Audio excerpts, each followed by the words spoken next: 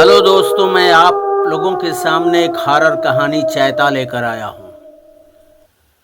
चैता नाम उस हाईवे की सड़क पर सबके भीतर डर भरता था। चैता शैतान एक छलावे की तरह लोगों को भ्रमित करता था। अर्धरात्रि का समय हो चला था। निक्की अपनी कार भगाता हुआ आगे बढ़ रहा था। एक सामने उसे लालटेन जलती बेकरी दिखाई दी थी। उस बेकरी के पास गया और चाय की तलब उसे लगी थी। गाड़ी रोका और चाय पीने लगा। एक बुजुर्ग व्यक्ति जो चाय बना रहा था, चाय पिलाने के बाद पैसा निक्की ने उसे दिए और जब चलने को हुआ तो बोला कि बाबूजी एक बात कहूँ। हाँ हाँ, निसंकोच कहो दादा, क्या बात है? बेटे, मैं तो कहूँ कि यहीं रुक जाओ, और ये जिंदगी बहुत अनमोल है। इस रास्ते में एक चैता शैतान का साया है जो आने जाने वाले मुसाफिरों को मौत की नींद सुला देता है अपने छलावे में फांस कर। जैसे काका, कैसे क्या होता है? यही सामने कुछ अजीब चीजें घटित होती हैं बेटे, और वो इतना अपनापन का एहसास दे जाता है लोगों को कि लोग उसे अपना समझ करके ही उससे दोस्ती कर लेते हैं, और यही दोस्ती उनके मौत का सबब बनती है। इसलिए मैं कह रहा हूँ कि यहीं रुक जाओ, मेरी इस कुटिया में, मेरी इस झोपड़ी में ही रात बिता लो। नहीं बाबा, मुझे पहुंचना है गाजीपुर, और गाजीपुर जब पहुंचूंगा, नहीं तो वहां इंतजार कर रहे होंगे हमारे रिश्तेदार लोग। बेटा ठीक है, लेकिन कोई ऐसी चीज दिखाई दे सड़क पर तो गाड़ी मत रोकना। और बाबा को प्रणाम करके निक्की अपनी कार स्टार्ट किया था और आगे बढ़ चला था। करीब वो 1 किलोमीटर ही आगे बढ़ा होगा कि सन्नाटे को चीरती हुई एक अजीब प्रकार की आवाज पूरे सूनी सड़क को झकझोर गई थी। उस अर्धरात्रि के समय में और चांदनी रात के आगोश में उसने देखा सामने एक अजीब तरह का गीदड़ सड़क को क्रॉस कर रहा है। वो गीदड़ सफेद रंग का था। हालांकि ऐसे गीदड़ कम देखने को मिलते हैं। एक विलक्षण गीदड़ जिसकी हाइट 4 फुट के करीब तकरीबन थी, और वो गीदड़ सड़क को लांघता हुआ आगे निकला था। निक्की के मन में बात तो आ गई। उसके पिताजी ऐसी चीजें कुछ देखते थे रात में, तो वहां रुक करके कुछ टोटम टोटका की तरह थुतकार दिया करते हैं। वो भी वैसा ही किया, थोड़ा सा थूका थाका और गाड़ी को कुछ देर साइड किनारे रोक लिया था। फिर कार से उतर कर फिर बैठा और उसके बाद गाड़ी लेकर के चल दी थी। आगे बढ़ते बढ़ते उसने देखा कि एक झुका हुआ बुजुर्ग व्यक्ति लाठी के सहारे सड़क पे हाथ दे रहा है। इसके भीतर दया का भावना आ गया था। बोला कि इतनी रात को बेचारा बुजुर्ग व्यक्ति, अगर इसे मैं लिफ्ट नहीं दूंगा तो इसको इस जंगल में अकेले छोड़ना बहुत बेईमानी है। और उसने कार अपनी ले जा करके उसके सामने बुजुर्ग व्यक्ति के लगा दी थी। बुजुर्ग व्यक्ति बोला कि बेटा, मेरी एक छोटी बच्ची वहाँ जंगल में नाले के पास है। मैं तो किसी तरह से अपना लाठी लगा करके नाले को फांद गया था, लेकिन वो नाले से इस पार आने में असमर्थ है। बेटे, तुम अगर हेल्प कर देते तो उसका जो है बड़ा उपकार होता। ठीक है दादा, चलो आप मेरे साथ। और वो बुजुर्ग व्यक्ति निक्की के साथ वहां से चल दिया। और नाले के उस पार एक लड़की खूबसूरत चमचमाते गोटेदार लहंगे चुनर में वहां खड़ी थी और चांद के प्रकाश में वो एक भूत की तरह दिखाई दे रही थी। बेटा जाओ, शांति जो है बहुत शर्मालू किस्म की औरत है।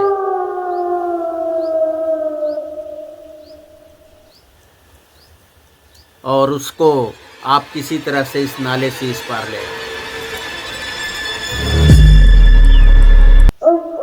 निक्की बढ़ा था उस नाले को डाकने के लिए, तभी बुजुर्ग की बातें याद आने लगी थी। जो बेकरी वाला बुजुर्ग था जो चाय पिलाया था कि कहीं भी कुछ ऐसी बातें दिखाई दे तो गाड़ी मत रोकना। लेकिन यहाँ तो निक्की अपने दयालु किस्म के व्यक्तित्व से हार चुका था और उन लोगों का साथ देने के लिए वो तैयार हो गया था। निक्की वहां से उस नाले को पार किया और उस औरत के पास गया और देखते ही देखते वो औरत एक काली खौफनाक डायन में तब्दील हो गई। इधर पीछे देखा निक्की तो बुजुर्ग गायब था। अब सिर्फ सामने कोई था तो वो खौफनाक डायन जो निक्की के आगोश में आने का इंतजार कर रही थी।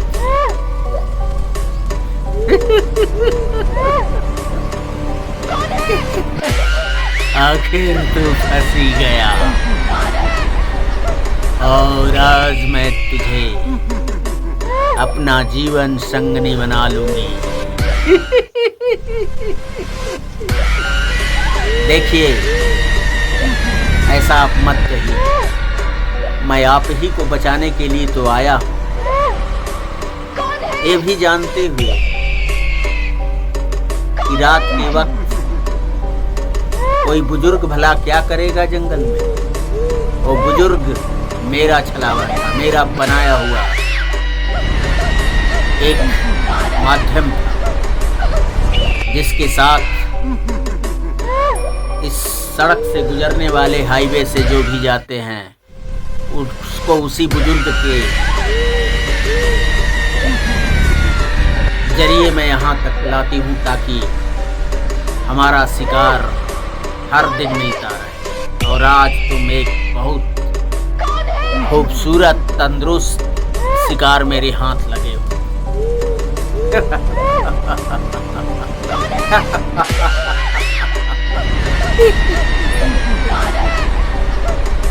देखिए, कहते हैं कि जो साथ दे, जो किसी आदमी की भलाई करे, उसके साथ ऐसा नहीं प्रस्तुत होना चाहिए।